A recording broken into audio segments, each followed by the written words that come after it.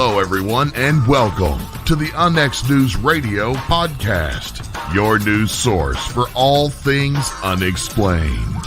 And now, here's your host for the UNX News podcast, Margie Kay.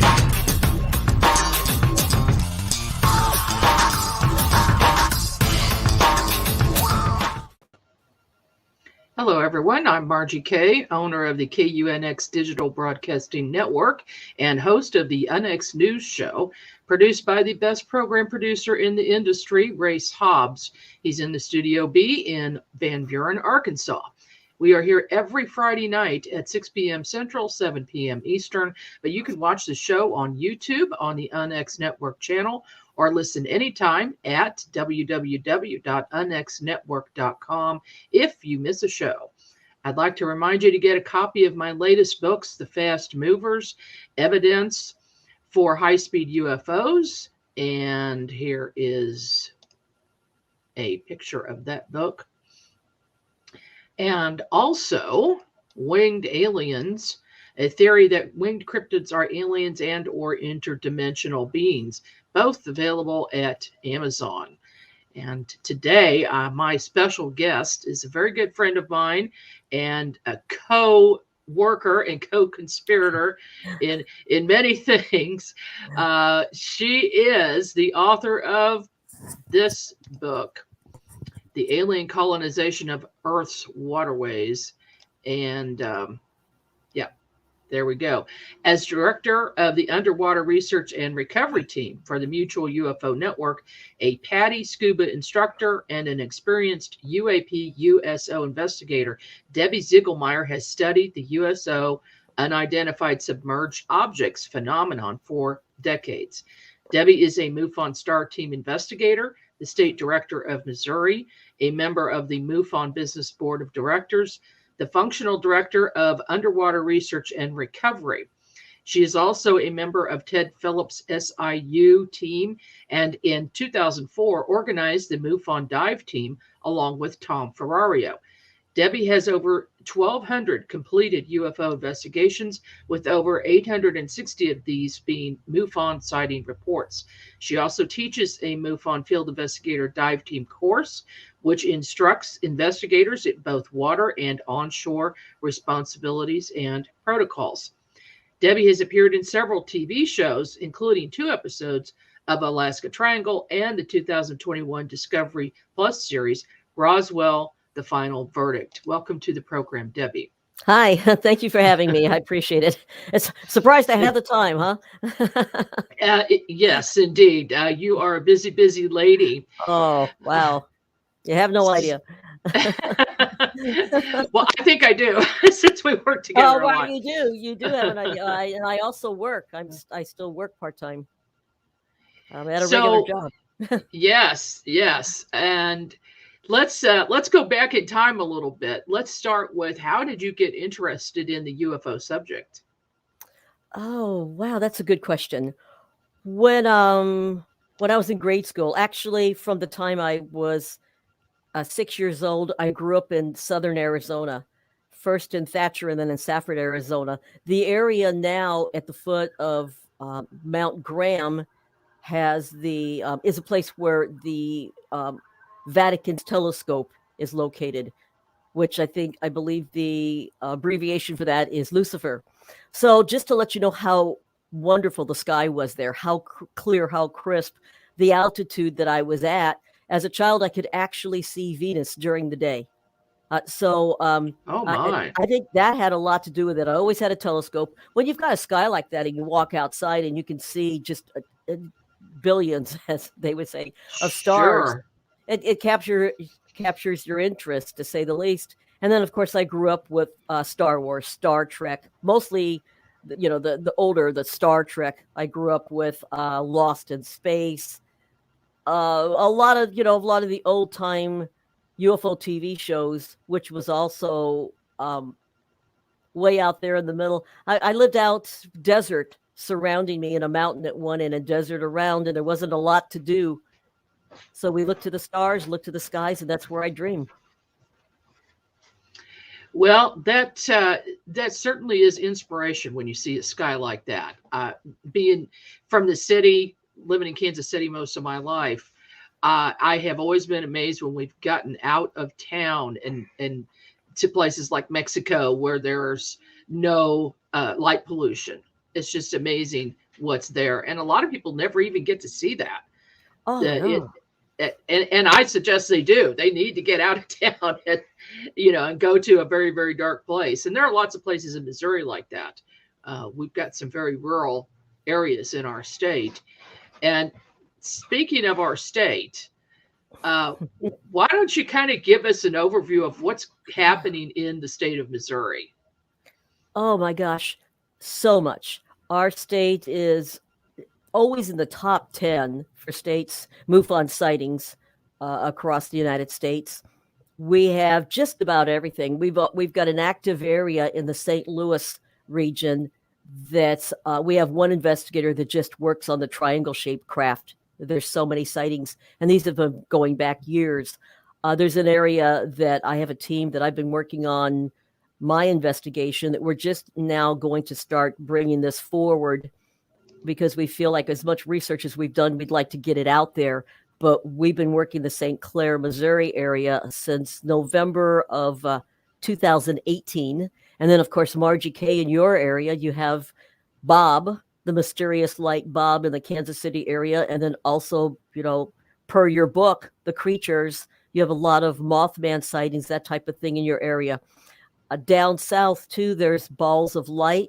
We have so much going on. We're known for Momo, which was Bigfoot. That was more northern Missouri. Piedmont, Missouri was one of the most active areas in the early to late 1970s, so much so that Walter Cronkite actually came out and did a report from here. So this area has been active for so long. Another thing, too, all the cow mutilations, they started here in Missouri. Some of the first reports of animal mutilations. So we have a long, long history of abnormal, paranormal, UFO, and that type of thing in our area. To be an investigator, we're very fortunate to be in the state. So if you're into the paranormal, this is definitely a place to be. And so how many investigators do we have right now that are MUFON investigators in the state? Oh my gosh, I was trying to count that out because of Christmas time. We have a few more that I'm still trying to hunt down, but I believe at this point we've listed, I believe we have 16 or 17. They're coming and going, which is quite a lot for this state. For any state, I believe we have more investigators, I believe, than California. So we have, I believe, around 16 investigators working, and we're spread all out throughout the state. And they're always busy. Every Oh, time gosh. I look at the MUFON CMS, which is our page for investigators, there's always open cases there. And right now there are quite a few. Oh, I think we're up to 18 now. I've just taken on a couple new sightings. One of them by a police officer. So we have people, which, we don't give away identities or anything, and I won't even tell you the area that it's at, but it is in the state of Missouri. So we have gained that much trust that we do have law enforcement that are calling in. I had a sighting given to me today by a friend who saw something in October. I drive around with a Jeep that has UFO spy license plate. And so I have people that they'll hunt me down, or they'll wave at me at the store, and they'll say, hey, I followed you in for your Jeep. You're not going to believe what I saw. A lot. And what's really disheartening to me is all the people that aren't calling in the sightings, because I imagine this would be tenfold if everybody that saw something called it in and reported it to MUFON or to Margie and myself. It does seem, it is a little frustrating, because especially with really big sightings, in St. Louis, there was the ball of light around the St. Louis Arch that was covered on the news. and only a few people had actually reported seeing it. And Kansas City, same thing. In 2019, we had a big mass sighting where it was covered on all the news channels. There's these 2 or 3. There's conflicting reports about the number, but these balls that hung in the sky for 6 hours over the city. And only a few, I think maybe 8 or 10 people reported it to MUFON. So we really need to get more people to report. How do you think we could do that? Oh my gosh, it would have to be to you and I to be out there, to have, to be out in the public, to be vocal, to do more shows like this, to have people recognize the fact that MUFON does exist and there is a place where you can report these sightings. And the more that we're out there and the more we're doing appearances, the more people that would come forward, and the more books out there.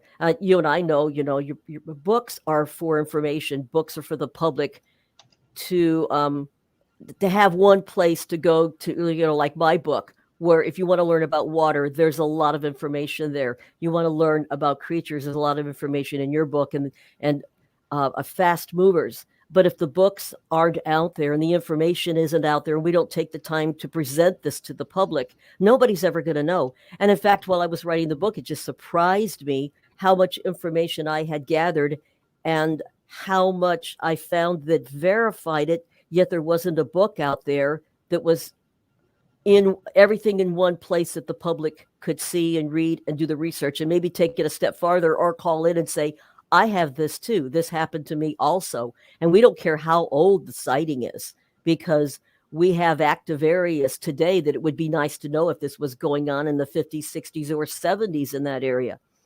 So that's what it is. We have to get the information out to the public. And through broadcasts like this is the best way to do it. Well, I want to talk about your book. But first, I want to ask you, how did you get interested in diving? Oh, that's a sore subject. I was terrified of the water. I almost drowned twice when I was a child. And my husband and son decided that they wanted to take up scuba diving back. Oh my gosh. Well, it was, I became a scuba diver the weekend after 9/11. But it was the summer before that. And so they had so much fun doing this. They said, we're going to include Mom. So for Christmas, I got dive gear. And I thought, I don't even go in the water. I'm scared to death. So I thought, okay, he spent all this money on this dive gear. I guess I should go on ahead and do it. And I took the class, did the dive gear. My very first open water dive, I'm at 22 feet out in a lake, a training quarry, and I passed out cold. I hyperventilated and passed out. And they brought me to the surface, and he gave me oxygen. And my husband said, that's it, you're done. Well, it made me so mad that anything would scare me that much. I'm not the person that backs off from a challenge. And I decided that the next weekend I was going to go back, and by hook or crook, I was going to finish this thing. And I did. But then my husband said, you're such a bad scuba diver. We don't even want to dive with you. So I just kept taking the courses. And I went on and on and on. In 2007, 2002, I met who later became my son-in-law, and my business partner, Roger Meyer. And we just kind of buddied up and went together, and he took me all the way through. He's a firefighter, wanted to be the scuba diver for the fire department. And that's how I got involved. And the funny thing is that my husband and my son, who wouldn't dive with me, I'm now the instructor on their advanced cards. So if there's a will or a way, you can do it. Don't let yourself be limited. Don't give yourself limitations, because limitations for yourself those limitations are only put in force by you yourself, not by other people. You can do whatever you want. The opportunities are out there, especially in this country. So that's how I became involved.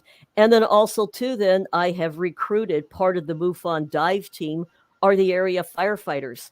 We also have police officers and firefighters across the country that are members of the dive team. And how we do this is that I have a MUFON investigator in that area who has friends who are on these forces. And if we need somebody in that area, I know in the New York area, there's a team there that is the police department are the scuba divers. In the St. Louis area, it's the fire department. So that's another way too. We have expert divers, and a diver too. A diver always looks for a reason to get in the water. And if you tell them we think there's a UFO down there, something crashed into the water, oh wow. I got the police department, fire department, and I'm very reliable people with their own equipment. That's great. That's a great resource for not only MUFON, but for everyone to know about that. That's there. And of course, there are a lot of water-related sightings with UFOs. How did you first notice that and get interested in that subject? Honestly, I had thought about it, but around a campfire at Marley Woods, it was Tom Ferrario and Ted Phillips and the rest of the team. We were sitting around a campfire, and Ted was pondering where all his years of Marley Woods, which started in 1998, where all these objects could be coming from. Because Missouri is such an active state, we thought, okay, what's the cave state? We have a lot of waterways. We have three major rivers. We have lead, we have earthquakes, and we were thinking, what is it? Where are they hiding? What is this coming from? And then I said, as a diver, I kind of looked it up, and 1 in 5 UFO sightings are water related. 70% of the earth is water. And Ted said, that's right. And he said, we need to start maybe diving in the water. That's an idea. And then there's Tom and myself sitting there. And Tom and I looked at each other at the same time, said, let's start a dive team. So that's kind of how we were just sitting by a campfire with Ted Phillips. Well, and there was nobody better than Ted Phillips. Oh, he's a gem. He certainly was. And we were very lucky to have him in our state, and all of the research that he did, really focusing on Marley Woods for many, many years. And of course, you were involved in that. And we can't reveal the location, but because there are a lot of families involved, a lot of ranches and sites. It's a big area. It's not small by any means. No. What are some of the things that you witnessed out there? I was out there, I believe, on 5 different occasions. We would take 3-4 day weekends and go. What I saw, and I videotaped it twice, was a strange light that would come right at sunset, and it would just appear at about maybe 50 degrees from 50 degrees altitude, not altitude, 50 degrees. Well, I guess it would be altitude. And it would be visible for about 2 to 3 minutes and then just fade away. Well, we took the video and played it slowly and realized that after it appeared is one thing, but then when it disappeared, it went straight down.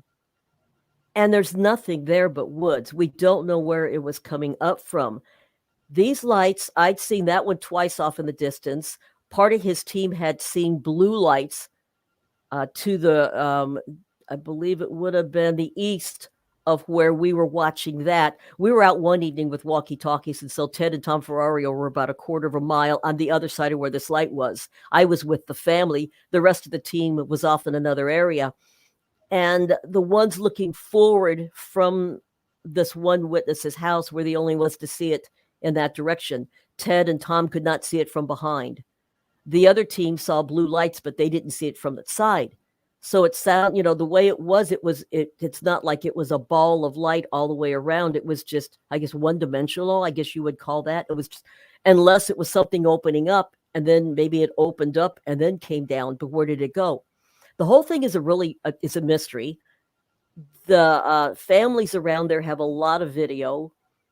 They have also been watching this for generations, watching these lights for generations. And Ted talked about how he was down there investigating one time, and this ball of light came low right past him, and burned out all his camera equipment. So they are they have a really, I guess, electromagnetic, very high. Tom Ferrario's had some unbelievable experiences with these lights himself, affecting him physically. So it's a pretty active area. We did see where a craft had landed at one time too. They believed it was a circle in the field that the cows would not walk over. I went out one time, and the witnesses came over and talked about how they had seen a Bigfoot walking down alongside the road about 10 days prior. So the whole area is a very, very active area. I had a sighting of a child abduction in 2007 that was not, it was not near Marley Woods, but it was within a 25, 30 mile radius. So it's not just that one area, that whole area, the whole state, but yeah. Yes, the whole state. I know. And we've got the Joplin spook light too, which absolutely behaves in a similar manner to that one, and it's the same south area. So let's get back to the book, the alien colonization of Earth's waterways. This is a monumental book. When you sent it to me, I said, "Oh my gosh, this is." You sure you want to do this? Yeah, this is years of research that you did. So why don't you give us an overview of what it's about? Well, I decided in April of 2020 that this lockdown was going to be for a while. People were a little panicky. I thought, gee, what am I going to do with my time? And I thought, what better time than to finally gather up all this information I've been gathering for 20 years and get it in one place. And I thought about it for a while. I've had people, John Schuessler has given me information. Dr. Robert Wood gave me information. I had information from Mark D'Antonio, and I can go on and on and on and on.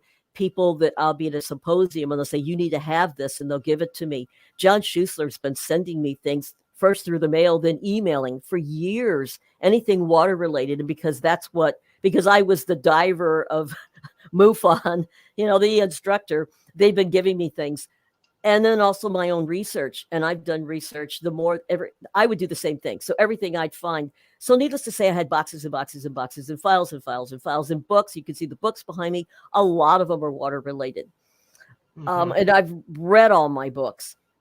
So I thought I need to put this all in one place. And I was working on it. And a month or so in, Margie, did I say, yeah, I'm going to change the name of this. It took me back.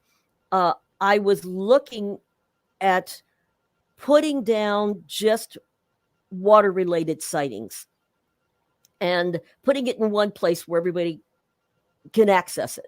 But when I started realizing the magnitude, the amount, how much in every areas, what was going on, how far back, and that this wasn't the definition of visitors was wrong. They're here. They've been here for a long time. Now, we may have visitors, but I just didn't see somebody traveling light years to get to our planet for about 20 minutes a day, whatever, and then leave.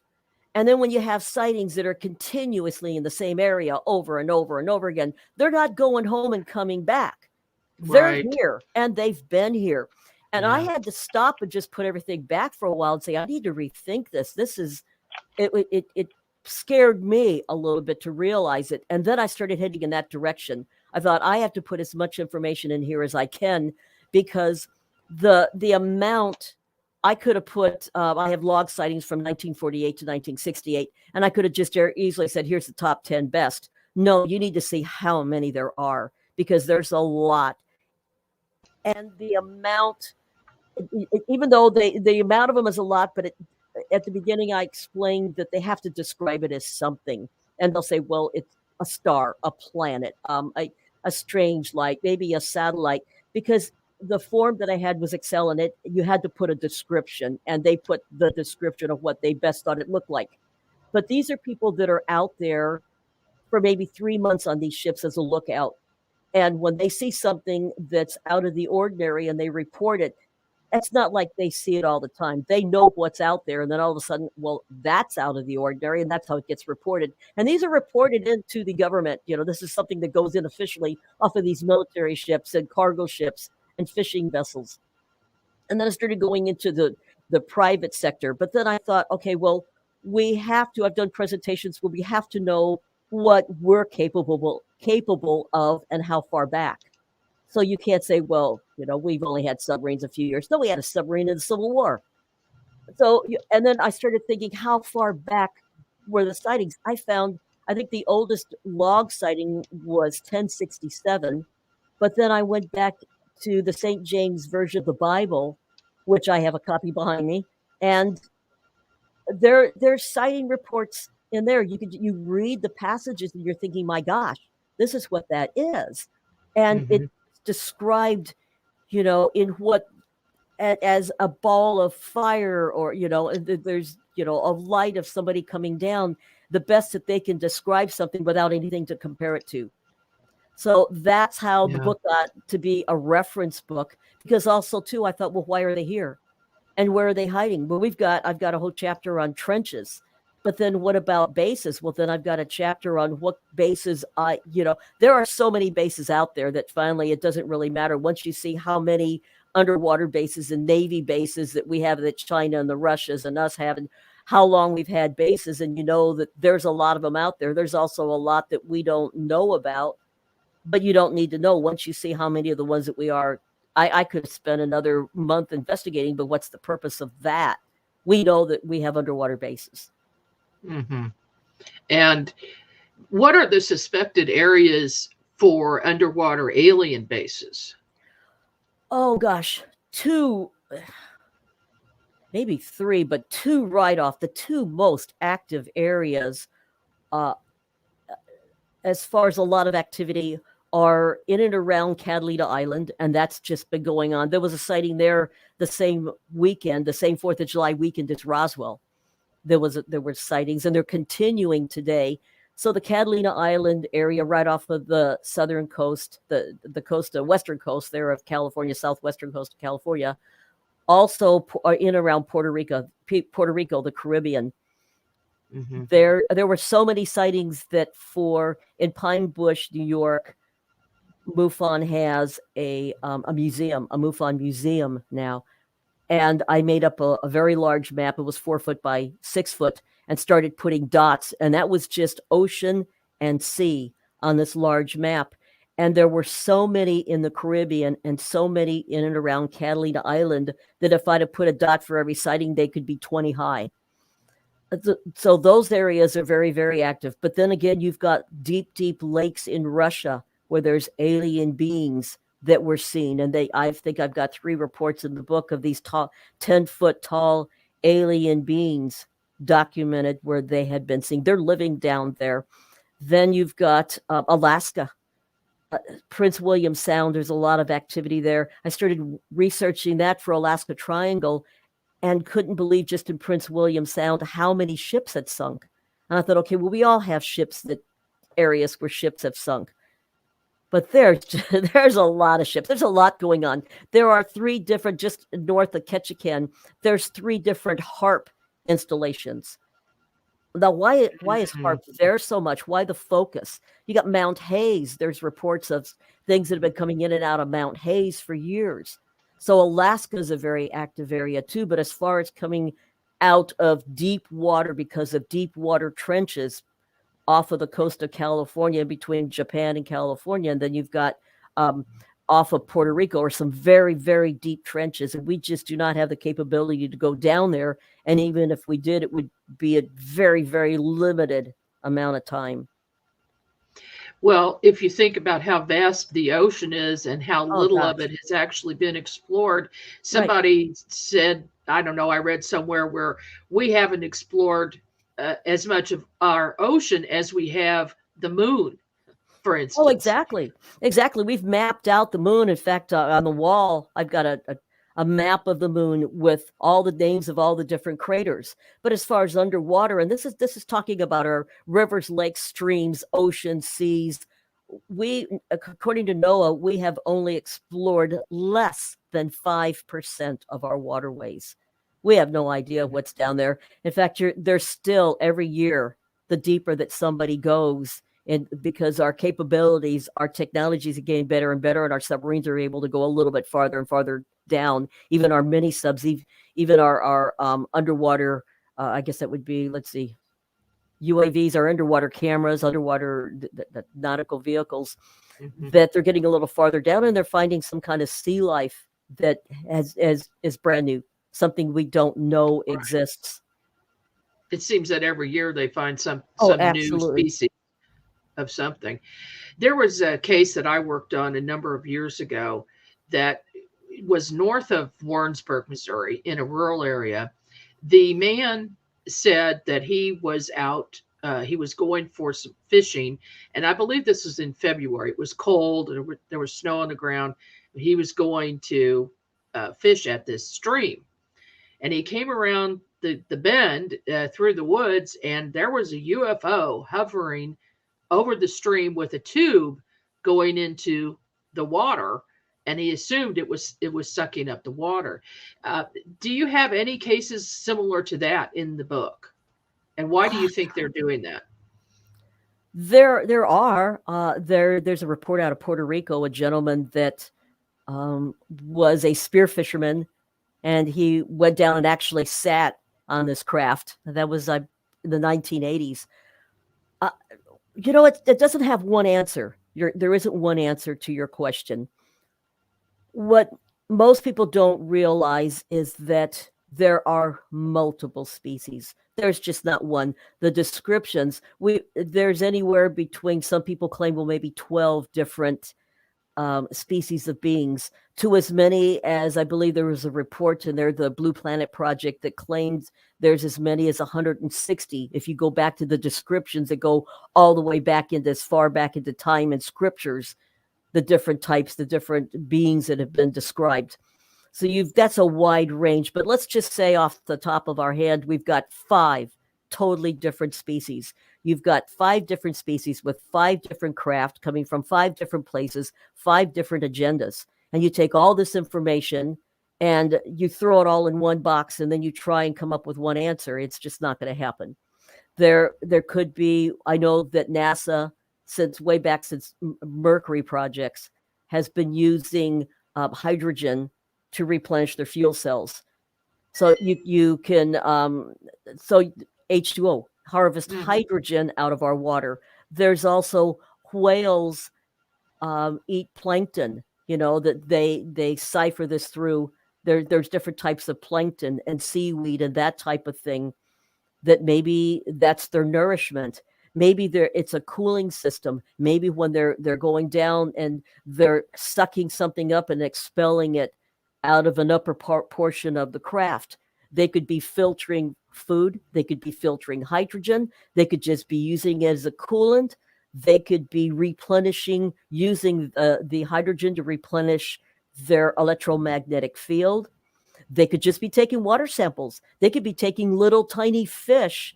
They could be taking fish samples rather than abduction of humans or of larger animals. They could be taking marine life. So there's a lot of different agendas. It's also a very good hiding place. That's the one that most people think. Also, what about their bases? No, there isn't necessarily a physical base. I believe there are physical bases, because some of the reports in my book, one of them was off of Puerto Rico, and it was in the Caribbean. And the craft was so big that these 2 pilots saw that they circled back around, and they said that it took them about 10 minutes to go around it. They thought they could see this craft layered like a cake with lights around it. And they said that it had to have been at least a quarter of a mile around. It could have been a large craft that was a mothership that was just moving areas, because maybe it was being detected. Maybe it just landed and was trying to find an area. We have no idea. But I believe there are deep in the water, especially we have the craft that are coming in and out. one type of being could have a base underwater. Maybe that's how they're doing their wormholes, because Jorge Martin in Puerto Rico has pictures on his website, and that what looks like a wormhole opening up over Ponce, and a craft partway between there and the water coming out. And he said wormholes open up, craft come out, they go into the water. Well, they probably go back. Now, where are they going into the water? Well, he's looked on Google Earth and found structures, which I did too, something that looks like it's not normal. And they say, well, that's part of the Google Earth. Oh, no, it's not. Because the one off of Malibu that everybody believed was just a natural phenomenon, one of our investigators here in Missouri, Lynn Mann, found the exact same thing off of Japan. Just looking around, looked identical. I thought things with square corners and right. Well, exactly. Yeah, what's right off of Malibu with the pillars. And she said, well, look here, there's the same thing. And now I try and find it, and it's been blocked off. Some of what Jorge Martin found in Puerto Rico all of a sudden is it's out of focus, so you can't you can't see it anymore. So there's a lot of different reasons, but I would believe if I was an alien and I wanted to come in and out of a wormhole, I would do that underwater where I couldn't be detected, or I'd put my base under there. But I absolutely believe in Russia there's aliens that are swimming around and have been for years, and I don't believe they're going anywhere. I believe they live under there, and I believe somebody is living near Puerto Rico, and there's someone else living in and around Catalina Island, and maybe in a mountain in Mount Hayes in Alaska. I don't believe these are visitors. I believe they're residents, and they've been there for a while. And I don't know how far you want me to go with this, but probably longer than us, longer than humans. About 2 weeks ago, if even that, I was watching YouTube, and Lou Elizondo came on. He was talking to somebody in the United Kingdom, and it was he had a 28-minute presentation, and at the very end, they asked him that very question: where do you think they come from? And he said, he had kind of a long explanation about how we had found fish that we didn't know we had before, and that we keep discovering we've discovered. We thought it was just us, and then we've discovered microscopic organisms that we didn't realize. And he said, what's to say that this isn't one step farther, that now with the technology that we haven't discovered, that we have not have discovered something that's been here all along. And he said, I'm not saying all of them, but he said, there could be a species that's been here all along, and we're just now detecting them. And I thought, that's what I said. So this is Lou Elizondo came out in public and said, basically, he danced all around it, but basically said, there's a species, at least one, here on Earth. And if he knows about it, our government knows about it. Oh, most definitely. And there are a lot of things that he can't talk about. He said that too, but he did say that. He danced around it and said, I can't talk about this, this, and this. And I thought, wow, we've been looking for disclosure. How much better disclosure do you get than what you and I are writing about, Margie, that we've got people now, former people, or are they former government people, that are coming out and saying, absolutely. We got the office now that's going to be in Washington, D.C., that's going to be for this particular purpose, just to study unidentified craft. And right now, MUFON we are trying our hardest to be part of that office. We think we should have a representative there along with them, since we're the ones with all the cases. We're the ones that investigate. We're the largest investigating group in the world that investigates these cases. We should be a part of that office. With thousands of investigators all over the world. All over the world. We've got investigators all over the world, chapters all over the world. Who better to get information from? We get it firsthand. So I believe MUFON needs to be part of that office. Absolutely. That would be so nice. It's They have had secret government offices of investigation for many, many, many years, Oh, sure. and they do now. But this is public, and they're going to report directly to Congress, and so it's a very slow disclosure. It's not an all at once disclosure because it would probably be too shocking for everyone. But they're slowly letting things come out, Margie, and that's good. I don't know if it's would be too shocking for everyone, so much as maybe not one person knows everything. I think the people that are in the know of the information that they have are trying their best to get it released.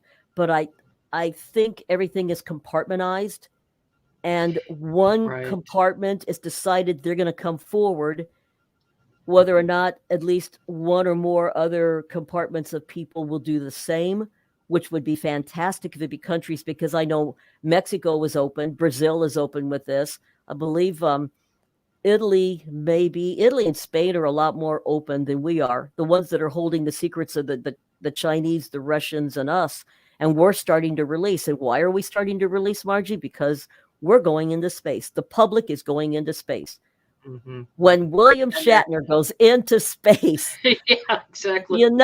If he can do it, any one of us, it's possible for any one of us. And when we're up there and we're looking out the window, the secret, it's out of the bag. Somebody is going to see something and they're going to go, huh. They have to start releasing, but I don't believe we'll ever have all the information, because we're always going to have at least one compartment of people that keep the secrets, and for nothing else, that they feel like that's power. Yeah. Yeah. Now let's talk about your personal sightings off of cruise ships. Let's start with the Caribbean one. Oh, that was one very exciting. Yeah, that one's in the book. The black and white color. You could book. It's in my books in color and in black and white. You can still see it pretty well in black and white.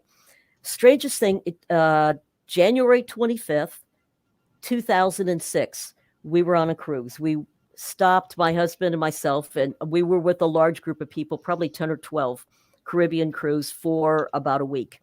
We were leaving St. Martin and headed to St. Thomas. And so I'm the person with the camera, of course, that everybody else is heading in. There weren't a lot of people outside the ship, because when you leave port, you have the people that eat at 6:30, and then you have the people that eat at 8:30. We were the 8:30 dinner group. And so most everybody was going in and getting changed to take pictures or sitting in the bar. And 20 minutes out, by now you've taken pictures and you've waved at everybody as you're leaving port. But I was still taking pictures. I was taking pictures of the other islands, and I was zooming in. I was making my ways about 20 minutes, heading down, let's see, it would be port starboard, right-hand side of the ship. Now we were heading towards St. Thomas. The sun was setting on the opposite side of the ship.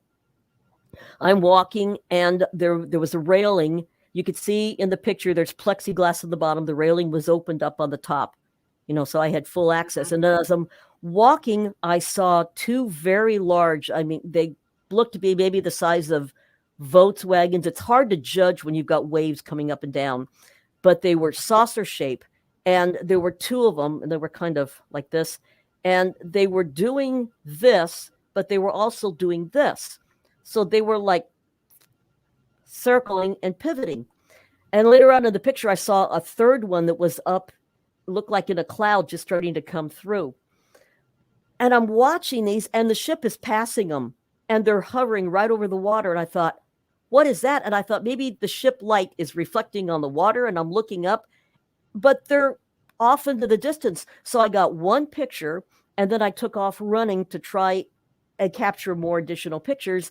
And I'm running along, and of course there's the lifeboats, and I'm getting away around the lifeboats. So then I go in, and then there's a wall, and then I get past that, and then there's plexiglass, and I snapped one more picture through plexiglass. But I got one good picture, and then as I'm trying to make my way to the back of the ship, and then the deck that I was on didn't go to the outside. I would have had to go up the stairs or down the stairs and make my way around, and they were off gone. I could look in the distance. They were off gone in the distance. So whatever this was not a reflection from the ship, because we left it behind. So now I just started asking crew members, well, did you see that? What was that? Well, no, everybody was busy. I thought, was it a momentary reflection? I thought, from that part of the ship, no, I'm running.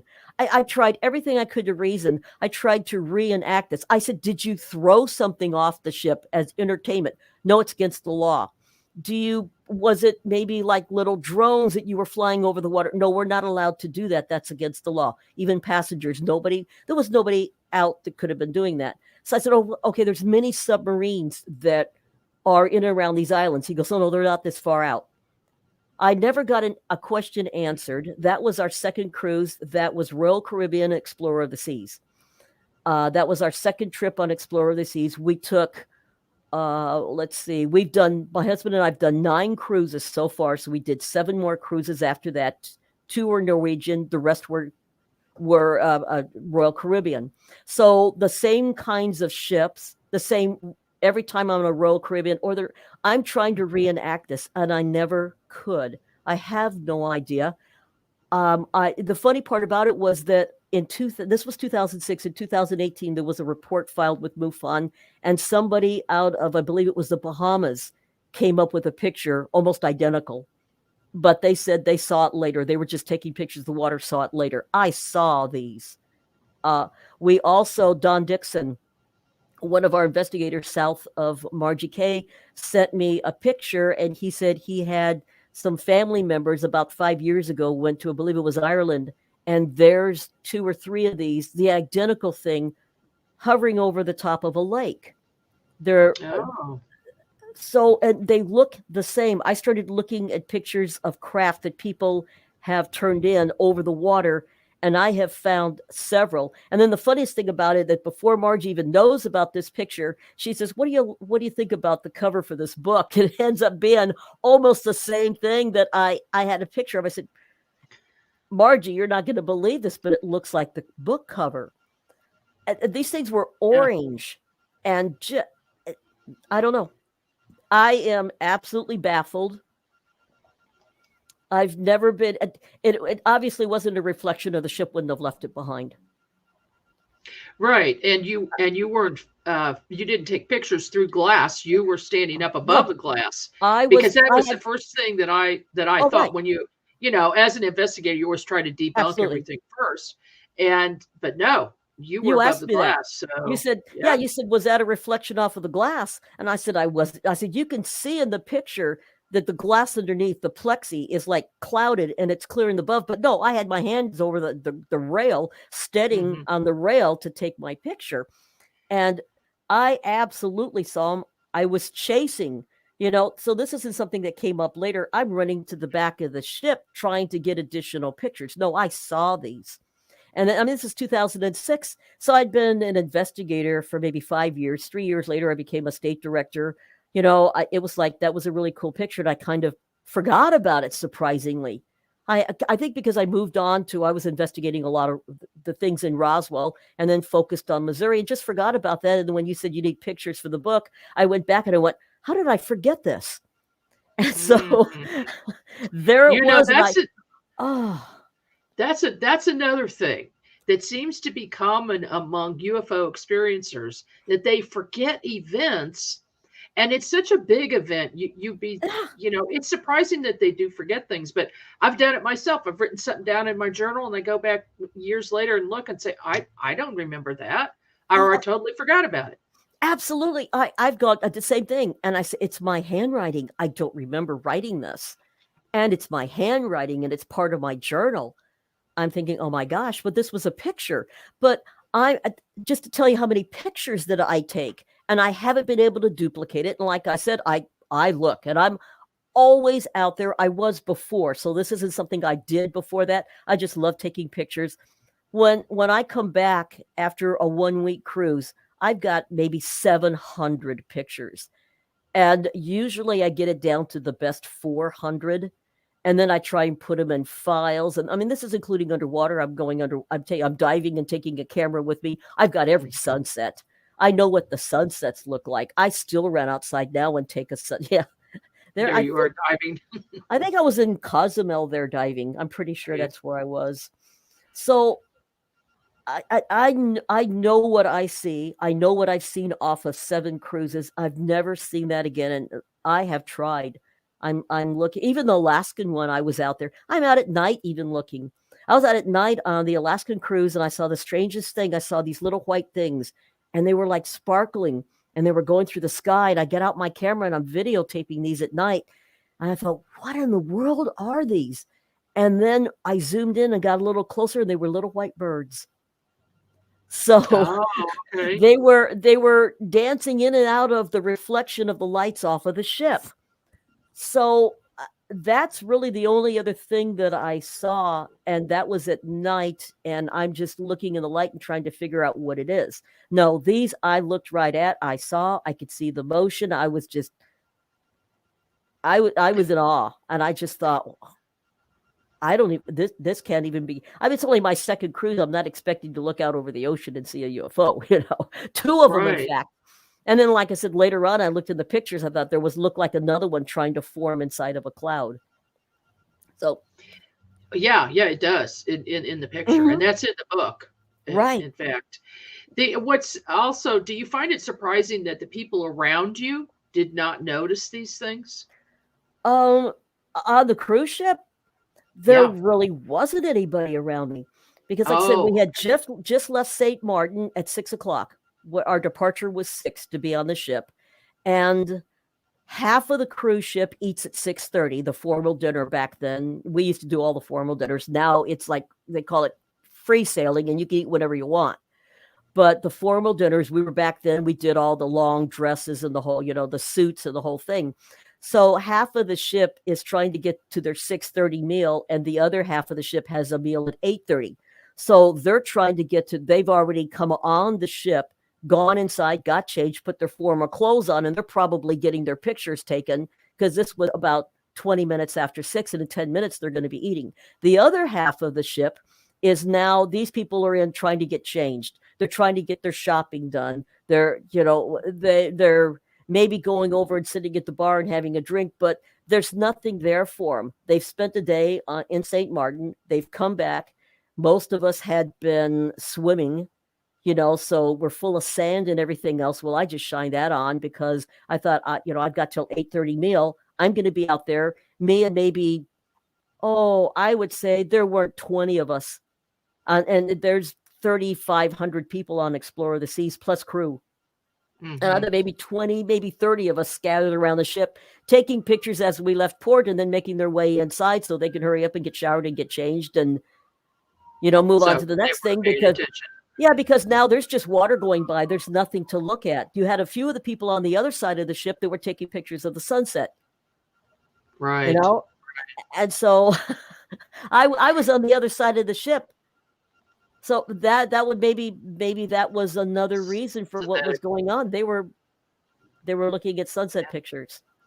Well, we've got about a minute and a half left. So in that time, what advice do you give to people who are maybe looking for UFOs, would like to see them? How can they capture images? Wait until you have a new moon, so the sky is really dark, nice clear night. Get away from your house. Go near water, go near a river, a lake, and then also to be aware of your sky. If you're going to go out and sky watch, go on Heavens Above website. You can it'll tell you where every single satellite is, where all the stars are, all the planets are. And then, so be aware of what is out there. If you don't have a good camera, a lot of our cell phones are very good now, but make sure if you're capturing something in the sky, you capture a tree or a skull or a house, a structure of some kind. So when we investigate it, we can judge distance and everything. Just something in the sky, we can't tell if you're looking straight up or if you've just placed it in there. So know your sky, make sure you've got a good dark sky, and try and get yourself around water, in and around water. That's good advice. Now, how can people get a hold of your book? My book, you can go on Amazon, type in Debbie Ziegelmeyer, or type in The Alien Colonization of Earth's Waterways. It's both in color and in black and white. And I guess that'd be the easiest way, Amazon. Any other suggestions on that, Margie? Well, for more information, just go to unxmedia.com, and your bio is there, and more information about the book is there. Okay, So, and my email is mufondiver, Diver, @gmail.com. okay. Thank you so Thanks. much for being on the program today, Debbie. I Thank appreciate you it. for having me. Thank you so much. I enjoyed it. I'll let you get back to your work and your very busy life, and we'll see you on the Alaska Triangle. Absolutely. Thank you so much. I appreciate it. All right, everyone. That is it for this episode of UNX News. I hope you'll join me here again next week, right here on the UNX Network. You've been listening to the UNX News Podcast with Margie Kay. Any rebroadcast or duplication of this program or its content without express written permission from UNX Media or Margie Kay herself is strictly prohibited. The UNX News Podcast, in direct cooperation with the internet website unxmedia.com.